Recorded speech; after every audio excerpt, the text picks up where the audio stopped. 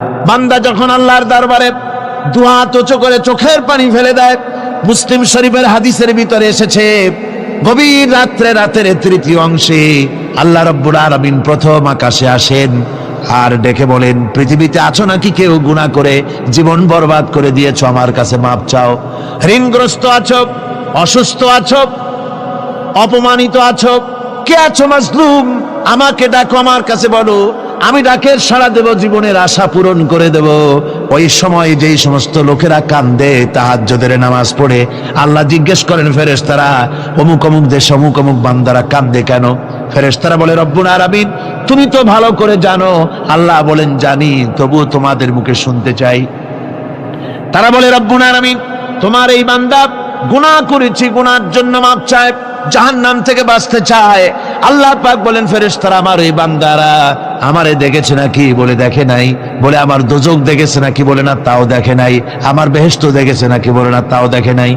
আল্লাহ পাক বলেন, ফেরেশতারা সাক্ষী থাকো, ওরা আমাকে দেখে নাই, আমার বেহেশত দোজখ কিছুই দেখে নাই, শুধুমাত্র আমার নবীর কথা, আমার কোরআনের কথা বিশ্বাস করে আরামের ঘুমকে হারাম করে যেভাবে তারা কাঁদতেছে, সাক্ষী থেকে যাও ফেরেশতারা, আবার রহমতের দরিয়ায় জোশ মেরেছে আমার ওই ক্রন্দনরত বান্দাগুলিকে আমি আল্লাহ মাফ করে দিলাম।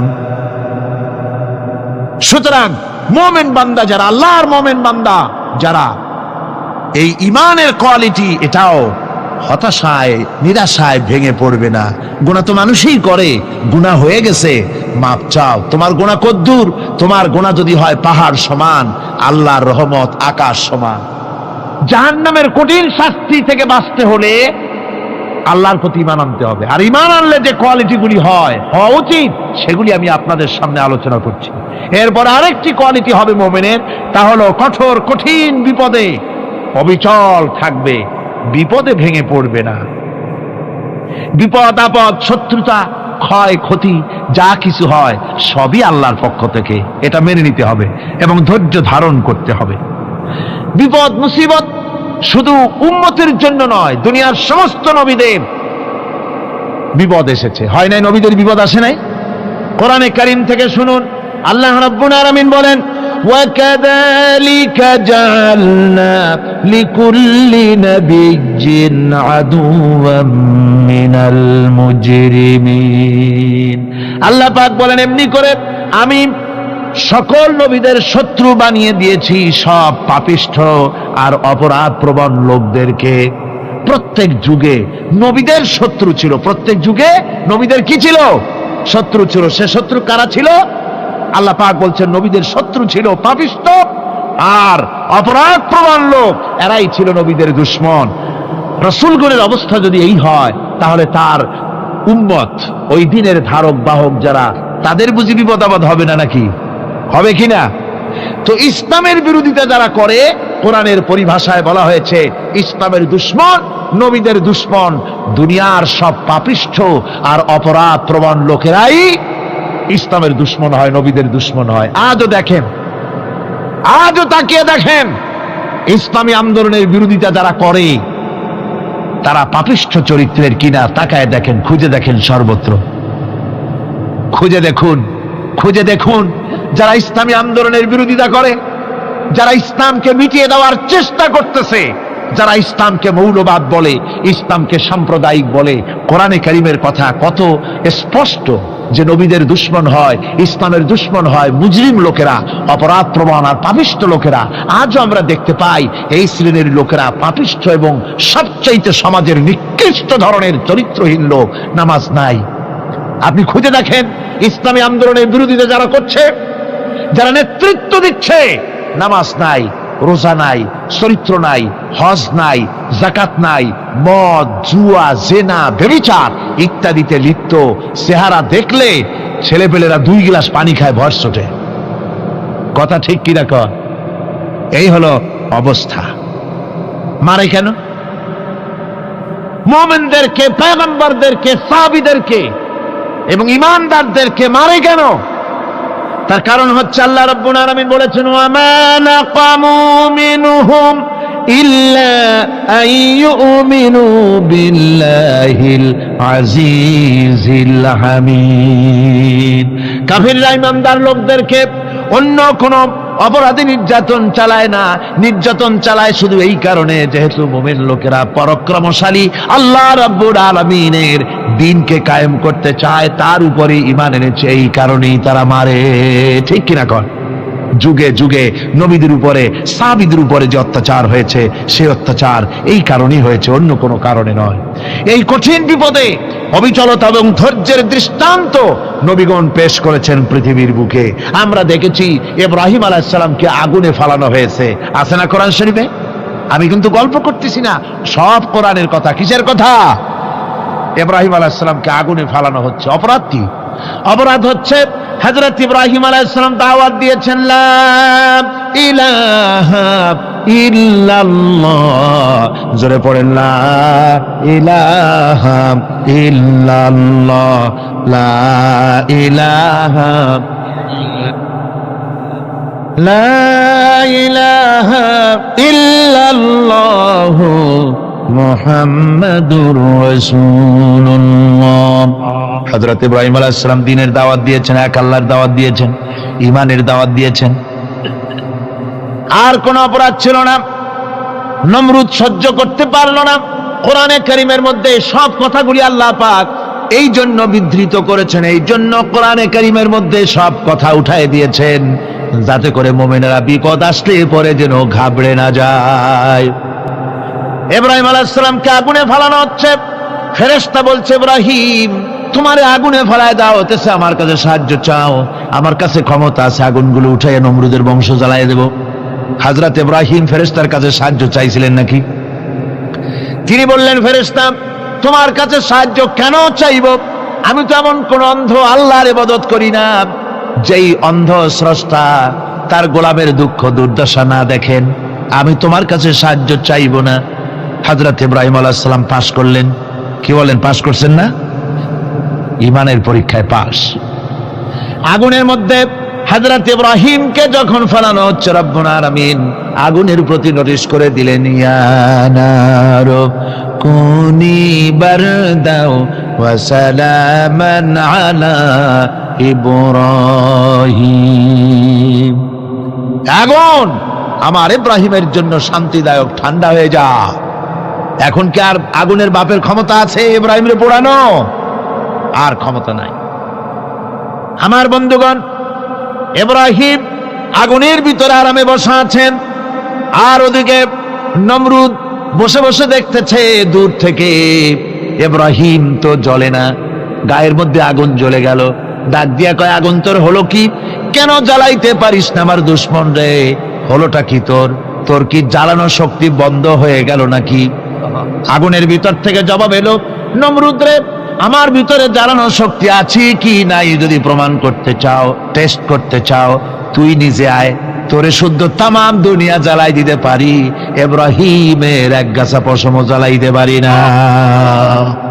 তার কারণ হচ্ছে আমি হচ্ছি মাখলুক, আল্লাহ হচ্ছেন খালিক। আল্লাহ আমাকে বলেছেন না জ্বালাতে, তুমি 1000 বার বললেও আমি ইব্রাহিমকে জ্বালাইতে পারবো না। কোরআনে কারিমে ঘটনা বলে মুমিনদেরকে সাহস দেওয়া হচ্ছে, মুমিনেরা দ্বীনের কাজ করতে গিয়ে বিপদ আবাজ আসবে, ঈমানের দাবি হলো বিপদ আসবে, আর বিপদ আসলে ঘাবড়ায় যেও না, মুসিবতে পড়ে চিন্তায় পেরেশানে হয়রান হয়ে যেও না।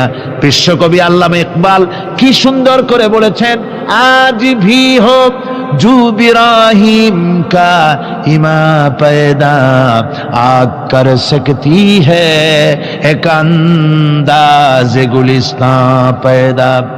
ইব্রাহিমের ঈমান যদি আজিও কোথাও হয় বিদ্যমান, করতে পারেন অগ্নিকুণ্ডে খুবসুরত এক গুলিস্তান।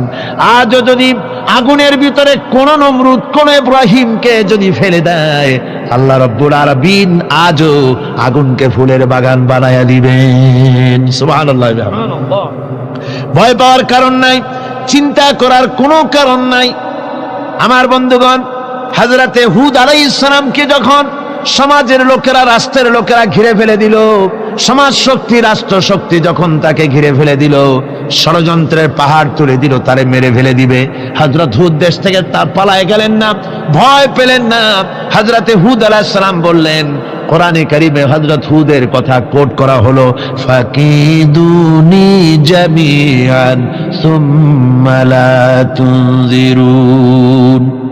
সম্মিলিতভাবে ষড়যন্ত্র করো আমার বিরুদ্ধে, সবাই মিলে ষড়যন্ত্র করো, সুম্মা লা তুনজিরুন, আর আমাকে এতটুকু অবকাশ তোমরা দিও না।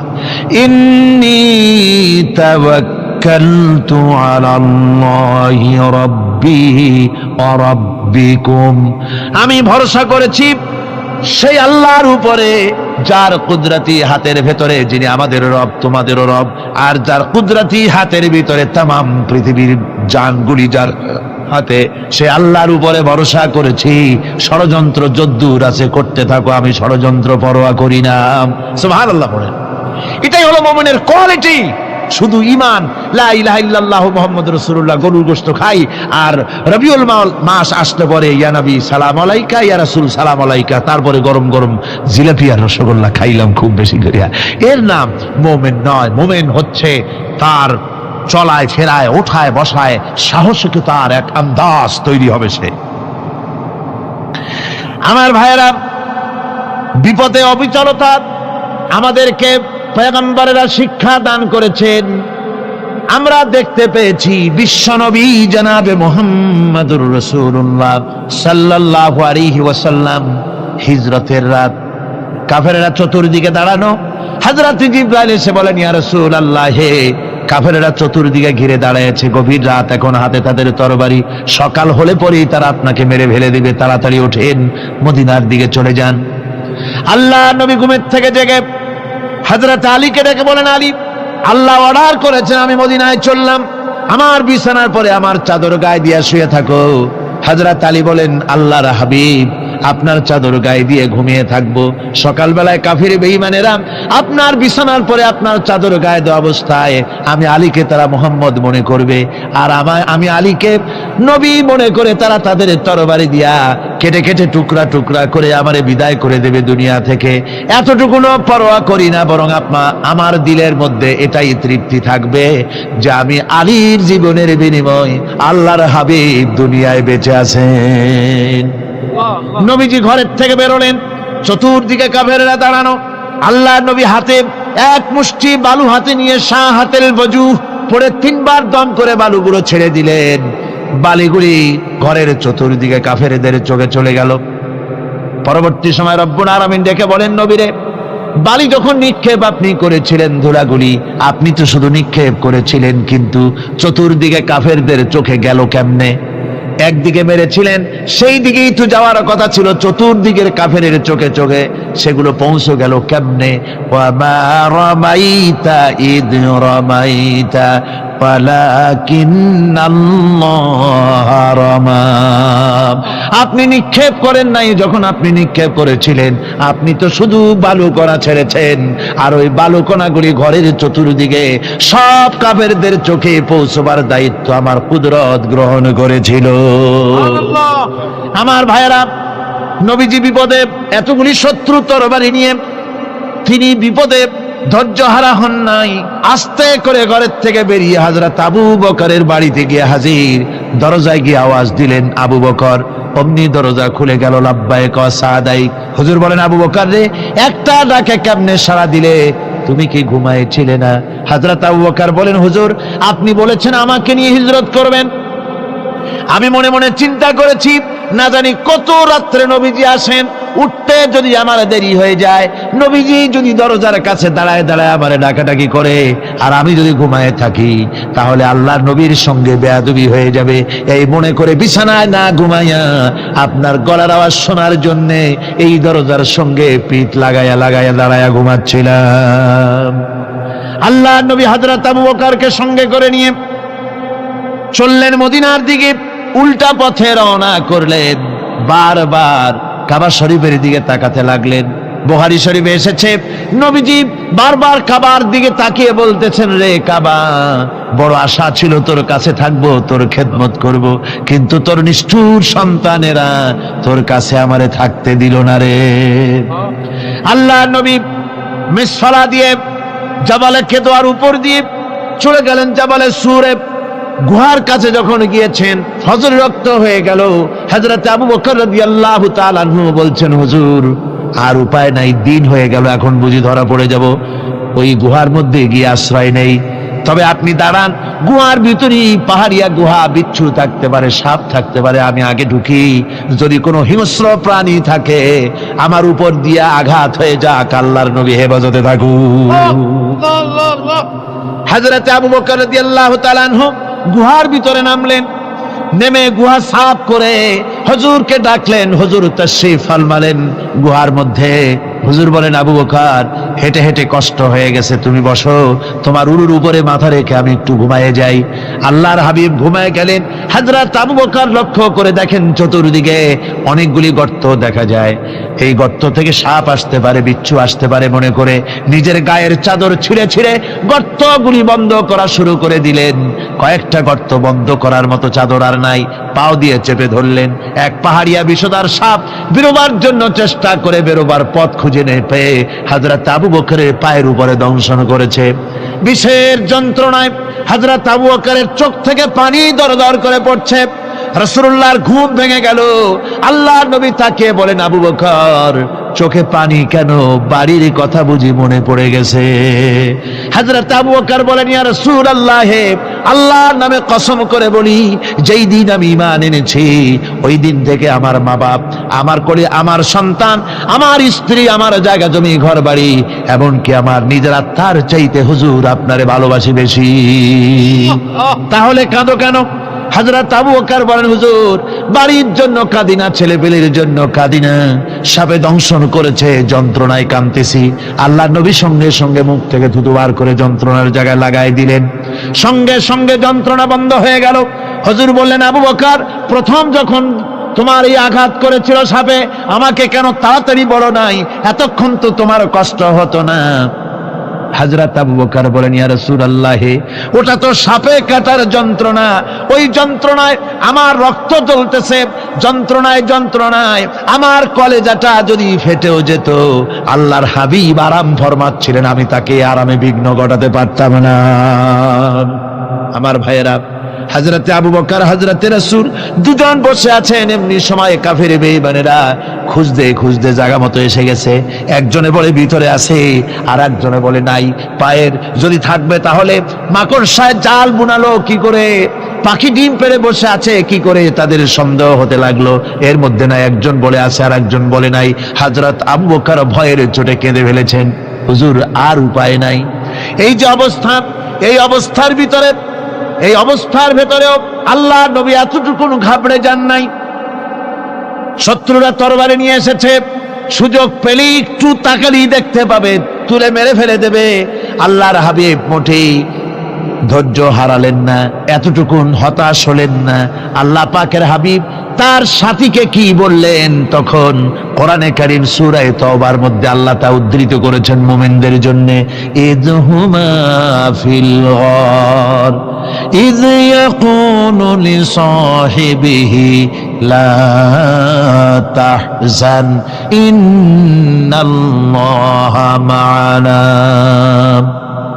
ও আমার সাথী, ও বন্ধু, ভয় করো না, চিন্তা করো না, আমরা মাইনরিটি নই, আমরাই মেজরিটি।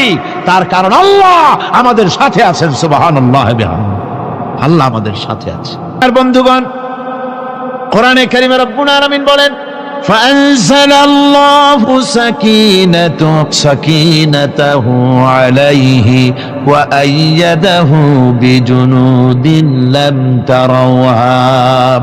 আল্লাহ পাক তার মনের মধ্যে গভীর প্রশান্তি এবং স্বস্তি দান করলেন, আর এমন সৈন্য দিয়ে সাহায্য করলেন যে সৈন্যদেরকে তোমরা দেখতে পাও না। এভাবে করে রব্বুল আলামিন মুমিনদের বিপদে আপদে মুসিবতে সব সময় আল্লাহ পাক মুসলমানদেরকে সাহায্য করেছেন। জোরে বলেন সুবহানাল্লাহ। মুমিনদের সাহায্যকারী আল্লাহ। তাই ইসলামী আন্দোলনের সাথে যারা আছে, যারা কর্মী, যারা নেতা, যারা মুমিন, যারা ঈমানদার, মেঘের মতো প্রচন্ড কালো মেঘ হয়ে চতুর্দিক থেকে অন্ধকারের মতো সে এসেছে বিপদ, কোনো বিপদ না। আল্লাহ পাক সাহায্যকারী। কে সাহায্যকারী? জোরে বলেন সাহায্যকারী কে? আল্লাহ সুবহানাহু ওয়া তাআলা, তিনি সাহায্যকারী, ভয় নাই। আল্লাহ পাকের উপর ঈমান আনলে পরে কলিজার ভিতরে দুর্জয় সাহসের সৃষ্টি হয়ে যায়, কোনো ভয় অন্তঃকরণে তার থাকে না। আল্লাহ পাক সাহায্য করেন। আর আল্লাহর উপরে ঈমান আনলে পরে রব্বুল আলামিন বলেছেন, ইয়া আইয়ুহাল্লাযীনা আমানু হাল আদুল্লুকুম আলা তিজারাতিন তুনজিকুম মিন আযাবিন আলীম। এমন একটা ব্যবসার কথা কি বলবো না, যে ব্যবসায় তোমাদেরকে জাহান্নামের আযাব থেকে বাঁচায় দেবে। তার প্রথম কাজই হলো আল্লাহর প্রতি ঈমান আনা। ঈমান আনলে পরে এই সমস্ত গুণ তৈরি হয়ে যায়। আর ঈমানে সবচাইতে উপকৃত হয় সমাজের লোকেরা, রাষ্ট্রের লোকেরা, পরিবারের লোকেরা, দেশের মানুষ উপকৃত হয় মুমিনদের দিয়ে ঈমানের কারণে। তার কারণ হলো একজন মুমিন, একজন ব্যক্তি যখন ঈমানদার হয়, মুমিন হয়ে যায়, আল্লাহর প্রতি যখন প্রগাঢ় বিশ্বাস তার এসে যায়, তখন সেই ব্যক্তি নৈতিকতার মান তার বেড়ে যায়। জোরে বলেন সুবহানাল্লাহ। নৈতিক চরিত্রের উপরে সে প্রতিষ্ঠিত হয়, সে মিথ্যা বলতে সাহস পায় না। মুমিন ব্যক্তি মিথ্যা বলতে সাহস পায় না। কেন পায় না? মিথ্যা বলতে সাহস পায় না, ঠকাতে সাহস পায় না, ওজনে কম দিতে সাহস পায় না, শয়তানি বদমাশি করতে সাহস পায় না। তার কারণ হলো আল্লাহ পাক বলে দিয়েছেন, মুমিন কোরআনের ভিতরে পড়েছে, ইয ইয়াতালাক্কাল মুতালাক্কিয়ানি আনিল ইয়ামিনি ওয়া আনিশ শিমালি কাঈদ। দুজন নিয়ন্ত্রণকারী ফেরেশতা তোমার ডানে এবং বামে বসে বসে তোমাকে নিয়ন্ত্রণ করছে। কোথায় যাও, কি করো, এই ফেরেশতারা বসে বসে সব দেখতেছে। মা ইয়ালফিযু মিন কাওলিন ইল্লা লাদাইহি রাকীবুন আতীদ। মানুষ এমন কোনো কথা বলে না যা ফেরেশতারা রেকর্ড না করে, সব রেকর্ড হয়ে যায়। তাই মুমিন ব্যক্তি দায়িত্বহীন কথা বলতে পারে না। মুমিন ব্যক্তির চরিত্র ভালো হয়ে যায়। সে যে কথা বলে বুঝে শুনে কথা বলে, সে যে ওয়াদা করে বুঝে শুনে ওয়াদা করে। যেহেতু সবকিছুর জবাব কিয়ামতে দিতে হবে। কোথায় দিতে হবে? কোথায় দিতে হবে? কিয়ামতে আল্লাহর দরবারে জবাব দিতে হবে। মহান আল্লাহ রাব্বুল আলামিন বলেছেন, ওয়ালাকাদ খালাকনাল ইনসানা ওয়া না'লামু মা তুওয়াসবিসু বিহি নাফসু। মানুষ সৃষ্টি করেছি আমি, তার অন্তঃকরণের ভিতরে ওয়াসওয়াসা কি হয় আমি জানি। এই জন্য মুমিনেরা মনের ভিতরে কোনো খারাপ কল্পনাও করতে পারে না। খারাপ কল্পনা করলেও তার হিসাব দেওয়া লাগবে আল্লাহর কাছে। কার কাছে? ওয়াইন তুবদু মিন আনফুসিকুম আও তুখফুহু ইউহাসিবুকুম বিহিল্লাহ। আল্লাহ বলেন, মনের মধ্যে যেসব কল্পনা করো তা প্রকাশ করো আর গোপন রাখো, ওইটার হিসাব নেব আমি আল্লাহ পাক। কিয়ামতের দিন আমার কাছে হিসাব দিতে হবে। বন্ধুগণ, এই জন্য মুমিন যারা, মুমিনদের চরিত্র প্রতিষ্ঠিত হয়, মুমিনদের ধারণা থাকে যেখানেই যাই না কেন, যেখানেই বসি না কেন, সেখানেই আল্লাহ, আল্লাহ ছাড়া কোনো জায়গা নাই। আছে নাকি? আছে। আল্লাহ পাক বলেন, মা ইয়াকুনু মিন নাজওয়া সালাসাতিন ইল্লা হুয়া রাবিউহুম। তোমরা যেখানে তিনজন মিলে পরামর্শ করো, মনে রেখো তিনজন নও, ওখানে চতুর্থ সত্তা আমি রব্বুল আলামিন তোমাদের কাছে আছি। সব শুনি আর দেখি। পাঁচজন যেখানে হও সেখানে আমি ষষ্ঠ। এর থেকে যদি কম হও, এর থেকে যদি বেশি হও, বান্দারে তুমি আছো যেখানে আমি আল্লাহ আছি সেখানে। উপায় নাই, সব জায়গায় আমি দেখতে পাচ্ছি। শুধু তাই নয়, রাত্রিবেলায় মানুষেরা গোপনে পরামর্শ করে, করে না? করে কিনা? রাতে রাতে পরামর্শ করে, এক জায়গায় বসে, হলের মধ্যে, পাহাড়ের মধ্যে, কোনো জায়গায় বসে পরামর্শ করে। কি পরামর্শ? ইসলামী আন্দোলনের লোকদের মারবে, কোথায় তাদের ধরবে, কোথায় তাদের অত্যাচার করবে, এই সমস্ত পরামর্শ করে। আল্লাহ পাক বলছেন, শুনুন, আল্লাহ রাব্বুল আলামিন বলেন, وهو معهم إذ يبيتون ما لا يرضى من القول وكان الله بما يعملون محيطا আল্লাহ পাক বলেন তিনি তো ঠিক সেই সময়ও তোমাদের কাছে থাকেন যখন তোমরা নিজেদের ঘরের মধ্যে বসে কোনো এক জায়গায় বসে আল্লাহর মর্জির খেলাফ পরামর্শ করো, আল্লাহ তখনও তোমাদের কাছে থাকেন। আল্লাহর ইহাতা থেকে, আল্লাহর কর্তৃত্ব থেকে বেরিয়ে যাওয়ার কোনো উপায় নাই। সুতরাং গোপনে বলেন, প্রকাশ্যে বলেন, যেভাবেই যা কিছু করা হোক না কেন, আল্লাহর কাছে আমাদের সমস্ত অপরাধগুলি ধরা হয়ে যায়। আর এটাই হচ্ছে ইমানের সীমা পরিসীমা। তিলকা হুদুদাল্লাহ ফালা তা'তাদুহা, তিলকা হুদুদুল্লাহ, এটাই হচ্ছে আল্লাহর সীমানা। ইমানের এই সীমারেখা বজায় রেখে ইমানের উপরে মজবুত করে কোনো ব্যক্তি, পরিবার, সমাজ, রাষ্ট্র যদি তৈরি হয়, তাহলে সেই সমাজই শান্তি আসে, সেই সমাজই আরাম আসে, সেই রাষ্ট্র শান্তিপূর্ণ হয়, সেখানে দিন কায়েম হয়, মানুষ সুখ সমৃদ্ধি খুঁজে পায়। হযরত আইয়ুব আলাইহিস সালামের সবরের ঘটনা কোরআনে কারীম তুলে ধরেছে। হযরত আইয়ুব 18টি বছর পর্যন্ত রোগের মধ্যে পড়ে আছেন। এত অসুখ করেছে, এত রোগ, শরীর পচে গিয়েছে, গায়ে পোকা ধরেছে, দুর্গন্ধ হয়ে গিয়েছে, বিবিরা চলে গিয়েছে, ছেলে মেয়ে পাড়ার লোকেরা দূর দূর করে তাড়িয়ে দিয়েছে। এবার জঙ্গলের ভিতরে গিয়ে আশ্রয় নিয়েছেন। এমন অবস্থা হয়েছে, শরীর পচে পচে জিহ্বায় যখন পোকা ধরা শুরু করে দিল, হযরত আইয়ুব আলাইহিস সালাম তখন আল্লাহ রাব্বুল আলামিনের দরবারে এই প্রথমবারের মতো তিনি বললেন, রব্বুল আলামিন, হায় আল্লাহ তাআলা, সমস্ত শরীর জড়জড়া হয়ে গিয়েছে, গায়ে পোকা ধরেছে, আমি কোনো কথা বলি নাই, আমি খামোশ থেকে জিকির আজগার করতেছিলাম। আয় আল্লাহ, এখন দেখি আমার জিহ্বায় পোকা ধরেছে, পোকা ধরা শুরু হয়েছে।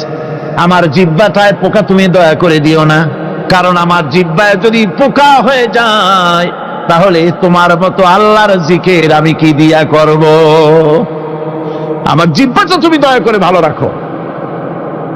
কোরআনে কারীম বলছি, ওয়া আইয়ুবা ইয নাদা রাব্বাহু আন্নী মাসসানিয়াদ দুররু ওয়া আনতা আরহামুর রাহিমিন।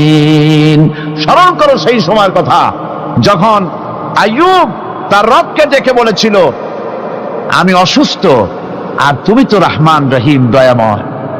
ভাষাটা দেখেন কি সুন্দর। এর থেকে কি আল্লাহরে আর কিছু বলা লাগে? আল্লাহ পাকের কাছে তিনি বলতেছেন, আল্লাহ আমি তো অসুস্থ, আমি তো অসুখ করেছে আমার, আর তুমি তো দয়াময় রহমান রহিম। এক অন্ধ, ঈদের দিন কত অন্ধই তো আসে খয়রাত করার জন্য, ভিক্ষা করার জন্য, চতুর্দিকে ভিক্ষা করতেছে অন্ধরা। এক অন্ধ ঈদের গেটের কাছে দাঁড়ায় বলতেছে, ভাইরা আজ হচ্ছে ঈদের দিন আর আমি কিছু দেখতে পাচ্ছি না।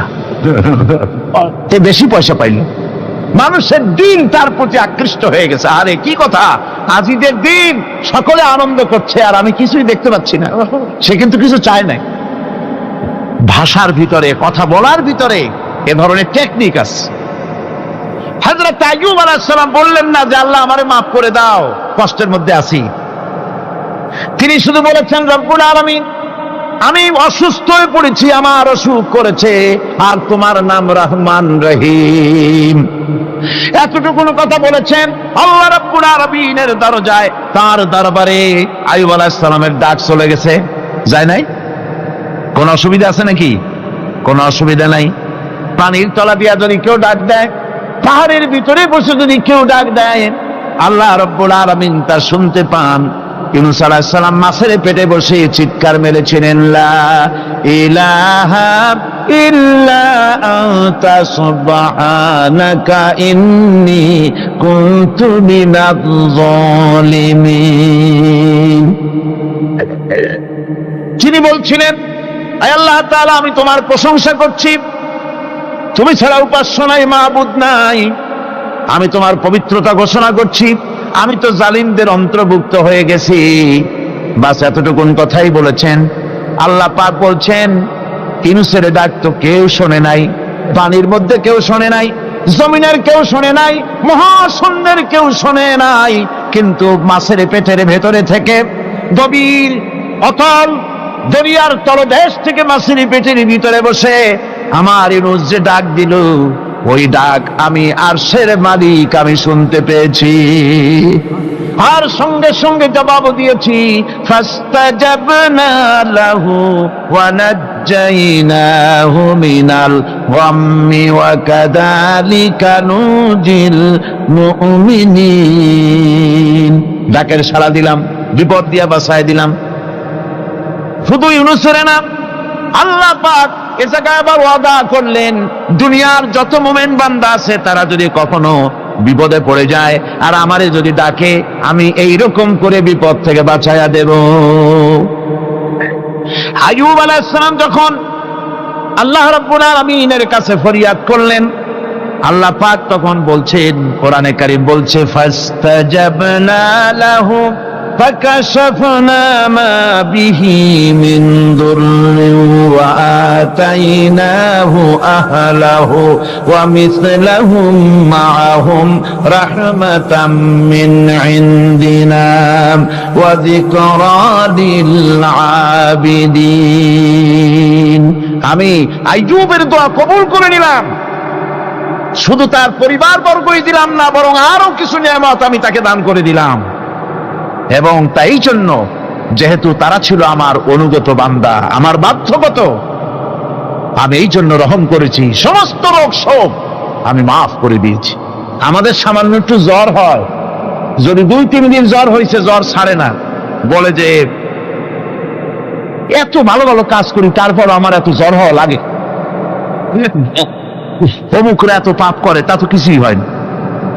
খালি আল্লাহ আমার এই চোখে দেখলো, আমার বউর অসুখ, আমার অজুমুড়ি ছাড়ি না। ভাইরা, আপনি ঠিক পান না যে কি গুনাহ আপনি করেন।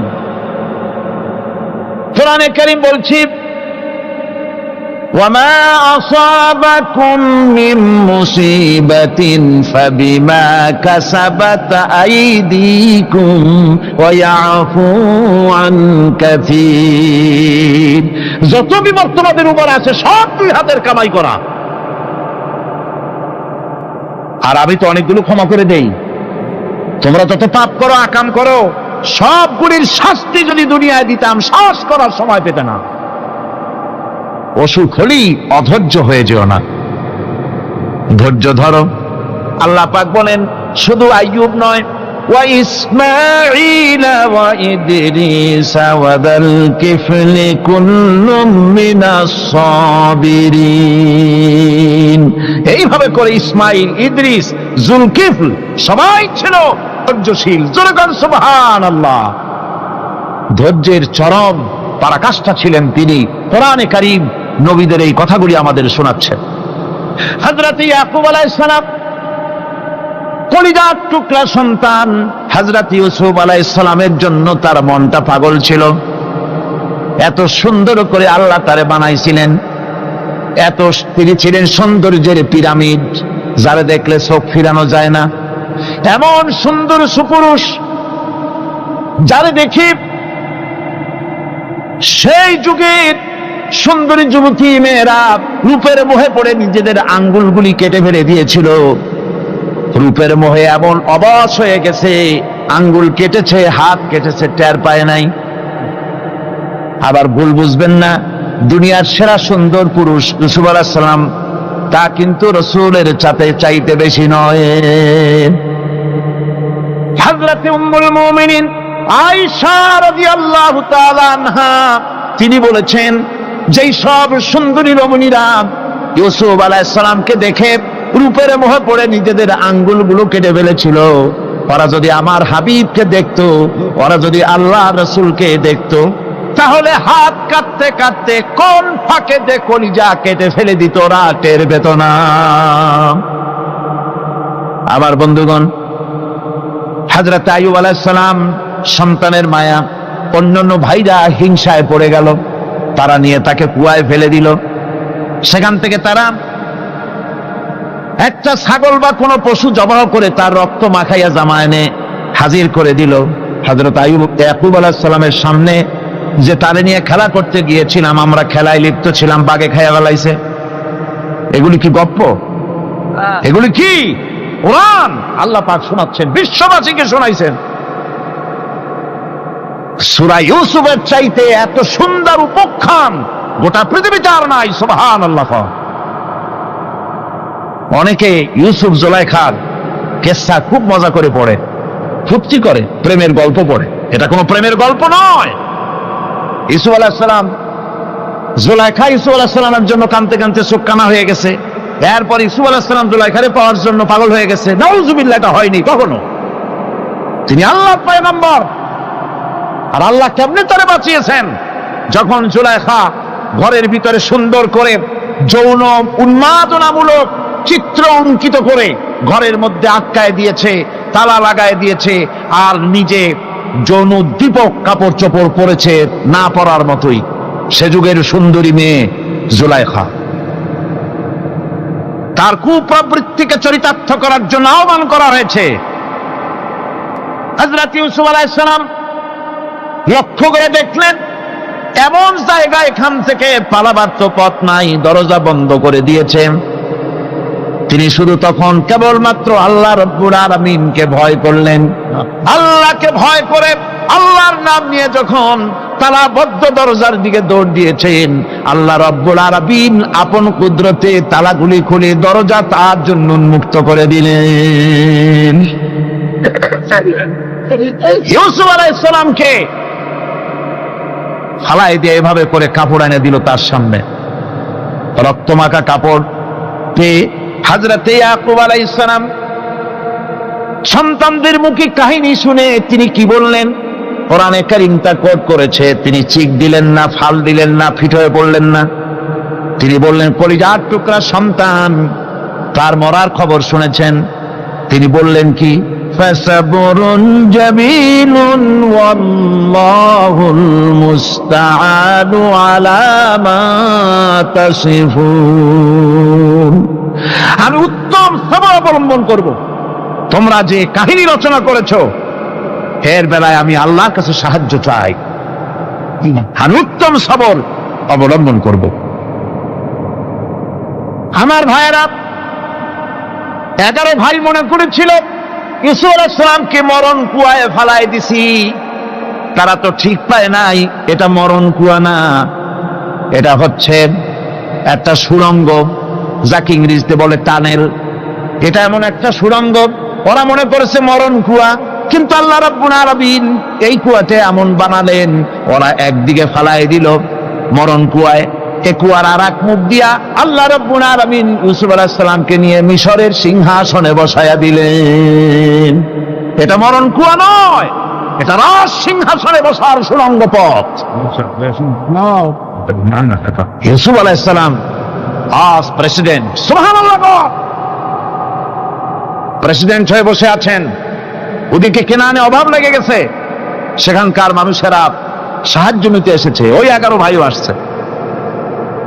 হযরত ইউসুফ আলাইহিস সালাম দেখি চিনে ফেলেছে, ওরা কিন্তু তখনও ঠিক পায় নাই। হযরত ইউসুফ আলাইহিস সালাম চিনে ফেলেছেন। এখন কি করা উচিত? সবগুলোকে ঠ্যাং উপরের দিকে উঠাইয়া তারপরে সমানে ধোলাই দেওয়াই তো স্বাভাবিক ছিল, আমাদের মতো মানুষ হইলে, ঠিক কিনা? ঠিক তো বলবেনি, অভ্যাস তো এটাই।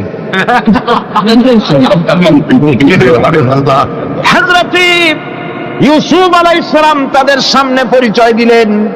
তারা যখন বুঝতে পারল, লজ্জায় তাদের মাথা হেট হয়ে গেল। হযরত তার এক তো লজ্জা, আর 2 নম্বরের ভয়, জান নিয়া কেনানে কেউ ফিরে যাইতে পারবো না। এখন অবস্থা হয়েছে যে জীবনই যায় নাকি এখানে। হযরত ইউসুফ আলাইহিস সালাম ভাইদের এই করুণ দুরবস্থা বুঝতে পারলেন, বুঝে চরম ধৈর্য ধরে তিনি কি বললেন? তিনি বললেন, লা তাসরিবা আলাইকুমুল ইয়াউম। ও ভাইরা, তোমাদের বিরুদ্ধে আমার কোনো পাপ নাই, দুঃখ নাই, বিদ্বেষ নাই, হিংসা নাই, আল্লাহর রাস্তে মাফ করে দিলাম। আল্লাহু আকবার, সুবহানাল্লাহ। এর নাম পয়গম্বর। এর নাম কি? পয়গম্বর। কিসের লেনিন, কিসের মার্কস? জওয়ানেরা, ভুল পথে মানুষ চলেছিল। আলহামদুলিল্লাহ, আল্লাহ এগুলারে ডাস্টবিনে ভালাই দিছে। কারণ আলহামদুলিল্লাহ, আলহামদুলিল্লাহ।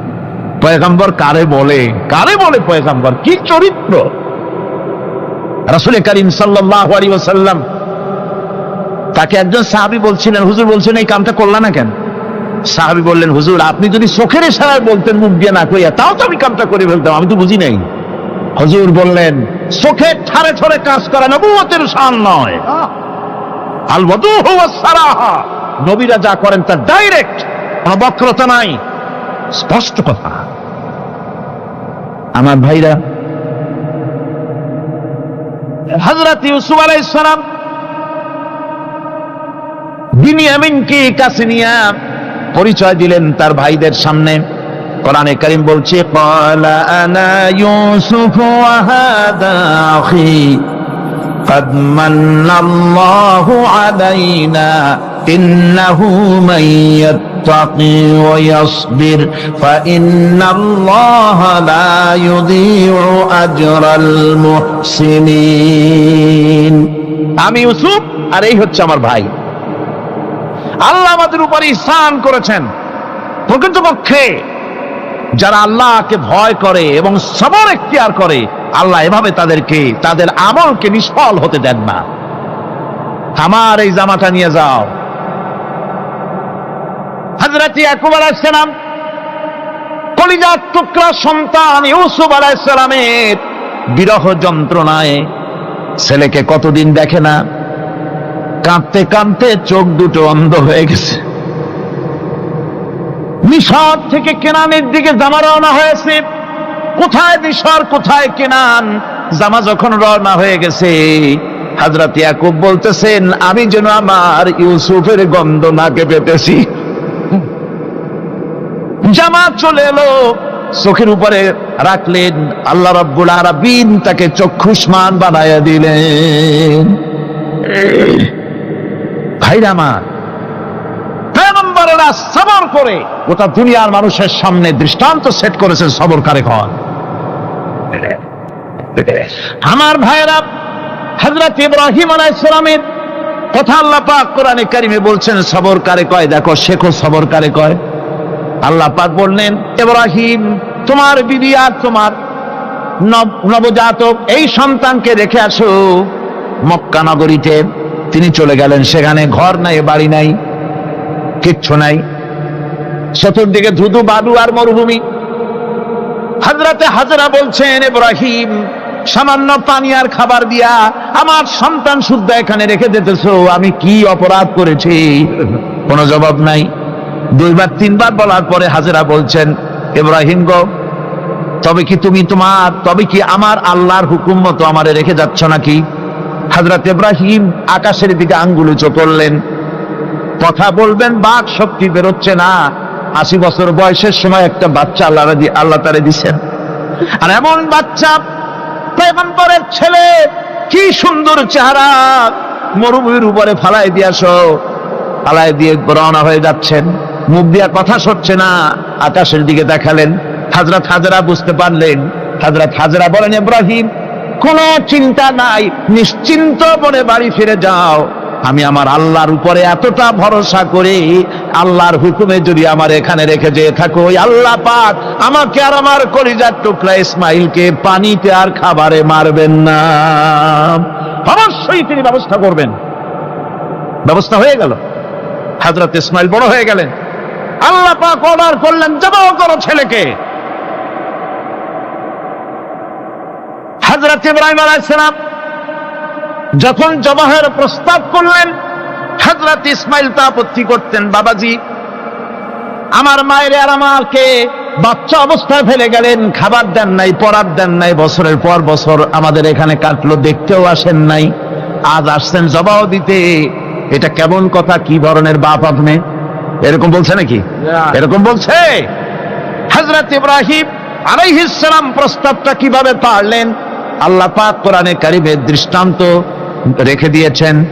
আল্লাহ পাক বলছেন, হযরত ইব্রাহিম ছেলেকে বললেন, ইয়া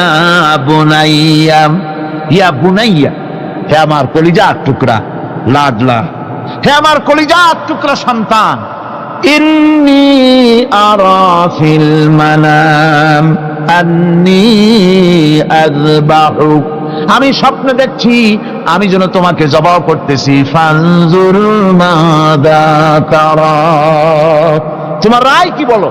আমি তো স্বপ্নে দেখছি যে আমি তোমার জবাহ করতেছি, এখন তোমার রায় কি, তোমার মত কি?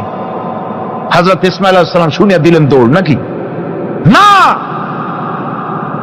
হযরত ইসমাঈল আলাইহিস সালাম ধৈর্যের প্রতীক, তিনি কি কথা বললেন? তার মুখের কথা কোরআন শরীফে আল্লাহ পাক উঠায় দিলেন। হযরত ইসমাঈল বললেন, ইয়া আবাতি ফাআল মা তু'মারু সাতাজিদুনি ইনশাআল্লাহু মিনাস সাবিরিন।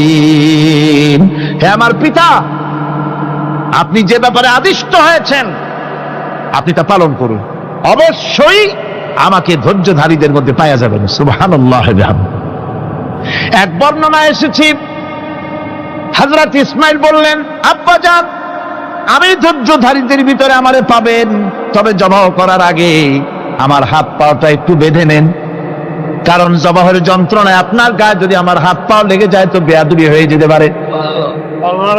আর আমি মরে আমার জবাহ হয়ে যাওয়ার পর আমার রক্ত মাখা জামাটা নিয়া আমার মা হাজেরারে দিবেন, কারণ তাকে মা বলবার মতো আর তো কেউ নাই। হযরত ইব্রাহিম তাকে বাঁধবার জন্য প্রস্তুতি নিলেন। হযরত ইসমাঈল বলছেন, আব্বাজান বাঁধবেন না, বাঁধার প্রয়োজন নাই। বলে কেন? একবার বাঁধতে বললে আবার তুমি নিষেধ করছো কেন? ছেলে বলছেন, আব্বাজান বাঁধবো না এই জন্যে, হয়তো কিয়ামতেই প্রশ্ন উঠতে পারে যে আল্লাহর হুকুমে রাজি ছিল না বলে হাত পা বাঁধা জবাহ করছে। আমি এই সুযোগ দিব না, আপনি জবাহ করেন, আমি এতটুকু নড়াচড়া করব না। ধৈর্যের চরম প্রতীক হযরতে ইসমাঈল আলাইহিস সালাম দেখাই দিয়েছেন ধৈর্য কারে কয়। আমার বন্ধুগণ, এই পৃথিবীর সবচাইতে ধৈর্যের বড় প্রতীক হতেছেন ইমামুল মুরসালিন, আশরাফুল আম্বিয়া, সাইয়্যিদুল মুরসালিন জনাবে মুহাম্মাদুর রাসূলুল্লাহ সাল্লাল্লাহু আলাইহি ওয়াসাল্লাম। আমার বন্ধুগণ, সবচাইতে বড় ধৈর্যের প্রতীক তিনি। কাউকে একটা গালি দেন নাই জীবনে, কাউকে ঠাট্টা করেন নাই, কাউকে মারেন নাই, কারো মনে দুঃখ দেন নাই। তিনি দুঃখ পেয়েছেন, তিনি কাউকে দুঃখ দেন নাই। তিনি কষ্ট পেয়েছেন, কাউকে কষ্ট দেন নাই। আমার ভাইয়েরা, তায়েফের ময়দান, আমার নিজের চোখে তায়েফে যেদিন আমি তায়েফ দেখলাম, আমি তায়েফে ঢুকেছি, জীবনে কোনোদিন যাই নাই। রমজান মোবারকে আমি সেখানে গেলাম, আমাকে বসার জন্য তারা নিয়ে যাবে। আমি বললাম আগে বসবো না, আমারে আগে নিয়ে যাও, আমার নবীকে কোন জায়গায় ওরা মেরেছিল সে জায়গাটা দেখাও। তায়েফের সেই গলিতে যখন আমি গিয়েছি, দুই দিকে পাহাড় দাঁড়ানো, তায়েফের লোক আমার সাথে ছিল, তারা বলল এই জায়গাটা প্রথম যেখানে চতুর্দিক থেকে নবীজিকে পাথর মারছিল আর আল্লাহর নবী বেহুশ হয়ে পড়ে গিয়েছিলেন। 3টা দিন না খাওয়া, হযরতে খাদিজা নাই, আবু তালিব নাই, মক্কায় জায়গা নাই পা রাখার। নবীজি 3টা দিন ঘুরলেন। নেতারা বলল, তুমি যদি নবী হবে তো এতিম হলে কেন? আল্লাহ নবী বানাবার জন্য কি একটা ধনী মানুষ পায় নাই? তোমার মতো এতিম আর গরিবের নবী বানাইলো কেন? আল্লাহ নবী 3 দিন পর যখন দেখলেন কেউ দাওয়াত শোনে না, কেউ মানে না, কেউ গ্রহণ করে না, তখন তিনি নেতাদের অনুরোধ করলেন, ঠিক আছে দাওয়াত তো কবুল করলে না, তবে একটা কাজ করো, অন্তত আমি যে তায়েফে আসছিলাম এই খবরটা মক্কায় দিও না, ওরা আরো অত্যাচার বাড়ায় দেবে। এই কাফিরগুলি খবর তো মক্কায় পাঠালো, আর সমস্ত যুবকদেরকে লেলিয়ে দিল। যুবকেরা চতুর্দিকে দাঁড়াইছে, রাসূলকে পাথর মারা শুরু করে দিল। আমি যখন রেল লাইনের থেকে হাঁটি, যখন রেল লাইন কোনো সময় দেখি, রেলের পাথরগুলি, রেল লাইনের পাথরগুলি দেখলেই আমার মাথায় যেন কেন তায়েফের কথা মনে এসে যায়। আরে মানুষের গায়ে পাথর মারলে কি অবস্থার সৃষ্টি হয়? পাথর নূরের শরীর, রহমতের শরীর, কিটি কিটি রক্ত ঝরছে। নবীজিকে জোর করে উঠাইয়া জবরদস্তি করে হাঁটার জন্য তারা ধাক্কা মারতেছে। আবার কিছুদিন গিয়ে নবীজি আবার বেহুশ হয়ে পড়েছেন, এইখান থেকে আবার উঠাইছে। আবার ধাক্কা মারতেছে। 3 নম্বরের আর একটা জায়গা আছে যেখানে ভাঙ্গা একটা মসজিদ। তাইফের লোকেরা আমাকে বলল এই জায়গাটা হলো শেষ জায়গা যেখানে রাসূল করিম তৃতীয়বারের মতো বেহুশ হয়েছিলেন, এখানেই হুজুরের রক্ত ঝরেছে বেশি। 2 রাকাত নামাজ পড়লাম, সিজদায় পড়ে এমন কান্না কাঁদলাম আল্লাহর কাছে। নবীজি যখন হুঁশ এসেছে, হযরতে জিবরাইল বলেন, ইয়া রাসূলুল্লাহ, আপনার এই কষ্ট দেখে ফেরেশতারা কাঁদতেছে, আপনি অনুমতি দিয়ে দেন এই 2 পাহাড়কে মিলাইয়া সমস্ত তায়েফবাসী কাফেরগুলি মাটির সাথে মিশাইয়া দেই। নবীজি বললেন, জিবরাইল, আমি যদি হুকুম করি আর আমার হুকুম মতো যদি এই কাম করো, একটা কাফেরও যদি না বাঁচে তাহলে কার মুখে পৌঁছাবো লা ইলাহা ইল্লাল্লাহু মুহাম্মাদুর রাসূলুল্লাহ। আমার ভাইরা, হুজুর সাল্লাল্লাহু আলাইহি ওয়াসাল্লাম উঠে বসলেন। এমন সময় হযরতে যায়েদ শরীরের রক্তগুলি মুছে দিতেছেন। হুজুর সাল্লাল্লাহু আলাইহি ওয়াসাল্লাম বসে 2খানা হাত উত্তোলন করলেন। নবীজির চোখ থেকে পানি গড়ায় পড়তেছে। আরে কেউ নাই, আল্লাহ ছাড়া কেউ নাই সাহায্য করার। নবীজি হাত তুলে মোনাজাত করতেছেন, চোখ দিয়া পানি পড়ে দাড়ি ভিজে পড়তেছে, গায়ে দিয়া রক্ত ঝরতেছে। নবীজি কি দোয়াটা করলেন? বদদোয়া করলেন না, গজব দিতে বললেন না। নবীজি দোয়া করলেন, রব্বুল আলামিন, এই তায়েফের লোকেরা আজকে আমার সাথে যে ব্যবহারটা করেছে, ওরা বোঝে নাই যে আমি তোমার নবী, ওরা বোঝে নাই যে আমি তোমার রাসূল, না বুঝে আমার উপরে যে অত্যাচারটা করলো, আল্লাহ তুমি এই জন্য রাগ করে এই তায়েফে তুমি গজব দিও না। আল্লাহ পাক পরবর্তী সময় হুজুরকে স্মরণ করাই দিলেন, ওয়া মা আরসালনাকা ইল্লা রাহমাতাল লিল আলামিন। ও নবী, আপনি হচ্ছেন আমার সমস্ত সৃষ্টি জগতের জন্য, আপনি আমার রহমত, আমার গোটা বিশ্বের জন্য আপনার, আমার সৃষ্টি জগতের জন্য আপনি আমার করুণা। একটা রাসূলের এই কষ্ট দেখে বাগান থেকে 1 গ্লাস আঙ্গুরের শরবত এনে হাজির করেছে। এত কষ্টের পর 3 দিনের না খাওয়া আঙ্গুরের একটা শরবত পাইয়া হুজুর খুব খুশি হলেন। শরবত গ্লাস পান করে হুজুর বলছেন, তোমার নাম না আত্তাস? তিনি বলছেন, হ্যাঁ হুজুর, আমার নাম আত্তাস। তোমার বাড়ি না ইউনূস আলাইহিস সালামের গ্রামে? বলে, হ্যাঁ, আমার বাড়ি সেই গ্রামে। তা আপনি কি করে জানলেন আমার নাম আত্তাস আর আমার বাড়ি ইউনূস আলাইহিস সালামের গ্রামে? আপনি জানলেন কি করে? হুজুর বললেন, আমি নবী, হযরত ইউনূস নবী, একজন নবীর খবর আর একজন নবীর কাছে থাকে। রাসূল করিম সাল্লাল্লাহু আলাইহি ওয়াসাল্লাম সবর ইখতিয়ার করেছিলেন, ধৈর্য অবলম্বন করেছিলেন, আর আল্লাহ পাক তাকে নির্দেশ করেছেন, সবর করো। ওয়াত্তাবি' মা ইউহা ইলাইকা ওয়াসবির হাত্তা ইয়াহকুম আল্লাহ। তুমি কেবল সেই জিনিসের অনুসরণ করো যা আমি তোমার প্রতি অবতীর্ণ করেছি। আমি আপনার উপরে যেটা অবতীর্ণ করেছি ওটার অনুসরণ করুন, আর সবর ইখতিয়ার করুন যতক্ষণ না আল্লাহর পক্ষ থেকে চূড়ান্ত ফয়সালা না আসে। ধৈর্য ধরুন, ধৈর্য ধরুন। আমার ভাইরা, কাফেরদের নির্যাতনের মোকাবেলায় আল্লাহ পাক তার হাবিবকে সান্ত্বনা দিয়েছেন।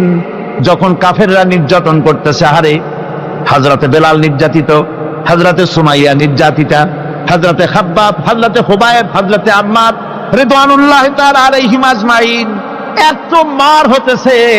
হযরতে ওমর হযরতে খাব্বাব রাদিয়াল্লাহু তাআলা আনহুকে খোলা গায়ে দেখে বলছিলেন, খাব্বাব রে, তোমার পিঠে এত গর্ত কেন? এত গর্তওয়ালা পিঠ তো আমি মানুষের দেখি নাই, এত চিকুন কোমরওয়ালা মানুষও তো দেখি নাই। তিনি বলেছেন, ওমর, তুমি কি ভুলে গেছো? ইসলাম কবুল করার অপরাধী কাফির বেঈমানেরা আগুন জ্বালায়া আংটা আগুনের উপরে আমাকে চিৎ করে শোয়াছে। আমি যেন নড়াচড়া করতে না পারি সেজন্য আমার বুকের উপরে পাথর চাপা দিয়ে রেখেছিল। গায়ের চর্বি আর রক্ত গলে গলে পড়ে আগুন নিবেছে, আর আগুন গোশত পুড়ে যে পিঠের মধ্যে প্রবেশ করেছিল আজও পর্যন্ত পিঠের সেই গর্ত সেরে যায় নাই। এভাবে অত্যাচার হচ্ছিল সাহাবীদের উপর। আল্লাহ রাব্বুল আলামিন তার হাবিবকে সান্ত্বনা দিলেন, ওয়াসবির ওয়া মা সাবরুকা ইল্লা বিল্লাহি ওয়া লা তাহজান আলাইহিম ওয়া লা তাকু ফি গায়তিন মিম্মা ইয়ামকুরুন। হে রাসূল, সবরের সাথে কাজ করতে থাকুন। আপনার এই সবরের তৌফিক তো আল্লাহই দিয়েছেন, আর ওদের সমস্ত ষড়যন্ত্র, ওদের অপকৌশলে আপনি দুঃখিত হবেন না, চিন্তা করবেন না, ভারাক্রান্ত হবেন না। আপনি নিশ্চিত থাকুন। ওয়াসবির লিহুকমি রাব্বিকা ফাইন্নাকা বিআয়ুনিনা। হে নবী, আপনার রবের চূড়ান্ত ফয়সালা আসা পর্যন্ত ধৈর্য ধারণ করুন। আপনি তো আমার চোখের সামনে। সুবহানাল্লাহ, সুবহানাল্লাহ। আপনি আমার চোখের সামনে। কে আপনাকে কি করবে আমি দেখবো না? সুবহানাল্লাহ। মন্ত্রী যদি, এই সলিমুদ্দিন মার্কা মন্ত্রী যত আছে, এই মন্ত্রীরা যদি ব্যথাতে ভয় কিসের? আমি তোকে দেখছি না? সাহসটা কেমন বাড়ে, কেমন বাড়ে সাহস। আরে কোনো মন্ত্রী ছাতা মাতা না, কোন প্রেসিডেন্ট রাজা বাদশা না, আকাশ আর জমিনের মালিক আমার আল্লাহ রাব্বুল আলামিন বলছেন, হাবিব কোন চিন্তা নাই, আপনি আমার চোখের সামনে। ওরা চায় আপনাকে দুনিয়া থেকে মিটাই দিতে, আর আমি চাই ওয়ারাফানা লাকা যিকরাক, আপনার প্রশংসা তো হবে গোটা বিশ্ব জুড়ে, সর্বত্র ছড়িয়ে যাবে আপনার নাম। সুবহানাল্লাহ বিহামদিহি। আল্লাহ পাক অন্যত্র বলেছেন, ওয়ালাকাদ কুযযিবাত রুসুলুম মিন ক্বাবলিকা ফাসাবারু আলা মা কুযযিবু ওয়া উযু হাত্তা আতাহুম নাসরুনা। হে মুহাম্মদ সাল্লাল্লাহু আলাইহি ওয়াসাল্লাম, আপনার পূর্বে অসংখ্য নবী রাসূল এই পৃথিবীতে আসছে এবং জুলুম আর নির্যাতনের শিকার তারা হয়েছেন। অবশেষে তাদের প্রতি আল্লাহর সাহায্য এসেছে। সুতরাং আপনাকেও ধৈর্য ধারণ করতে হবে। ধৈর্য ছাড়া কোনো পথ নাই। ধৈর্য আপনাকে ধারণ করতেই হবে। আর এই ধৈর্য ধারণ করলে পরে আল্লাহর চূড়ান্ত ফয়সালা আসবে, তখন আল্লাহ পাক মেহেরবানি করবেন। আমার ভাইরা, এই ধৈর্য পৃথিবীর সমস্ত পয়গম্বররা ধৈর্য অবলম্বন করেছেন, কখনো অধৈর্য হন নাই। দিন কায়েমের সংগ্রামে নবী রাসূলগণ দারুণ ভাবে সবর ইখতিয়ার করেছেন। বৃদ্ধবাদীদের সকল রকমের নির্যাতন, অপকৌশল, ষড়যন্ত্র, এই সব কিছু মোকাবেলা করেছেন ধৈর্যের নীতি অবলম্বন করি। কখনো ধৈর্যচ্যুতি তাদের মধ্যে ঘটেনি, বরং আল্লাহ রাব্বুল আলামিন তাদের প্রতি সন্তুষ্ট হয়েছেন। যারা এই ধৈর্য ধরেছে তাদের উপরে সন্তুষ্ট হয়ে আল্লাহ রাব্বুল আলামিন বলেছেন, ওয়া কাআইয়্যিম মিন নাবিয়্যিন কাতালা মাআহু রিব্বিয়ুন কাসীর। এর আগে অনেক নবী এসেছিলেন যাদের সাথে বহু আল্লাহওয়ালা লোক লড়াই করেছেন। فما وهنوا لما أصابهم في سبيل الله وما ضعفوا وما استكانوا। আল্লাহর পথে তাদের উপর যত বিপদ এসেছিল তারা হতাশ হয়ে পড়েন নাই, দুর্বলতা দেখাননি, বাতিলের সামনে মাথা নত করেন। ওয়াল্লাহু ইউহিব্বুস সাবিরিন। আর আল্লাহ পাক ধৈর্যশীল যারা, তাদেরকে আল্লাহ পাক ভালোবাসেন। আমার ভাইরা, ধৈর্যের পরিচয় রাসূল করিম সাল্লাল্লাহু আলাইহি ওয়াসাল্লাম উহুদের ময়দানে যখন আক্রান্ত হয়ে গেলেন, চতুর্দিকে কাফেররা ঘিরে ধরেছে, বাঁচার কোনো পথ নাই। সাহাবায়ে কেরাম রাসূলকে পাহারা দিলেন। যারা রাসূলকে পাহারা দিতে দাঁড়াইছেন, জীবন দিয়া পাহারা দিতে দাঁড়ায় গেছে, রাসূলের দিকে মুখ দিয়া, পিঠটা বাইরের দিকে দিয়ে রাসূলকে পাহারা দেওয়া শুরু করেছেন। হুজুরকে পাহারা দিতে যারা দাঁড়িয়েছিলেন, কাফের কর্তৃক নিক্ষিপ্ত কি তীরগুলি এসে যখন বিঁধতেছিল, শুধু একজন সাহাবী হযরত তালহার পিঠের ভিতরে রাসূলকে হেফাজতের জন্য 80টা তীর একজনের পিঠের মধ্যে দিয়ে ঢুকেছে। এক অসতর্ক মুহূর্তে নবীজির ডান্ডা মোবারক শহীদ হয়ে গেল, শিরস্থান ভেঙে গেল, লোহার কড়া প্রবিষ্ট হয়ে গেল কপালের ভিতরে। হুজুর মাথা ঘুরে পড়ে গেলেন। হযরতে আবু উবায়দা রাদিয়াল্লাহু তাআলা আনহু হুজুরের মস্তক মোবারককে করে করে নিয়ে তারপরে বহু কষ্ট করে মাথা থেকে লোহার কড়া বের করলেন। এবার ওই কড়ার ছিদ্র দিয়ে রক্ত আসতেছে, মুখ দিয়ে রক্ত পড়তেছে, দাড়ি ভিজে যাচ্ছে। বুখারী শরীফে এসেছে, আল্লাহর নবী দুইখানা হাত নিজের চেহারার উপরে মলে আনে টাটকা রক্ত চোখের সামনে দেখে বলছেন, আহারে, এই কওমের ফালাক কি করে হবে, এই কওমের মুক্তি কি করে হবে, এই কওমের নাজাত কি করে হবে, যে কওম তার নবীর চেহারা রক্ত দিয়ে আল্লাহ বানাইয়া দিল। নবীজি বললেন, আল্লাহুম্মা গফিরলি কওমি ফাইন্নাহুম লা ইয়ালামুন।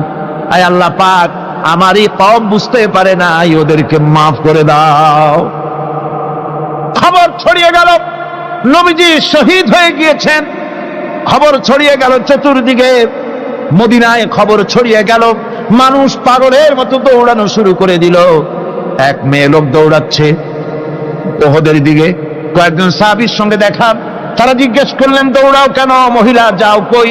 কয় ওহদের দিকে যেতেছি। কয় যায় তো কোনো লাভ নাই, যেহেতু তোমার যে স্বামী এসেছিলেন জিহাদের ময়দানে তিনি তো শহীদ হয়ে গেছেন। মহিলা বলতেছে, কে শহীদ হয়েছে শুনতে চাই না, আগে বলো নবীজি কেমন আছেন। আবার কিছুক্ষণ পর আর কয়েকজনের সঙ্গে দেখা, তারা বলছে, মেয়ে লোক দৌড়াও কই? যাচ্ছি ওহদের দিকে। তারা বলছেন যে কোনো লাভ নাই, তোমার যে দুইটা কলিজার টুকরা সন্তান ওহদে এসেছিল দুটোই শহীদ হয়ে গেছে।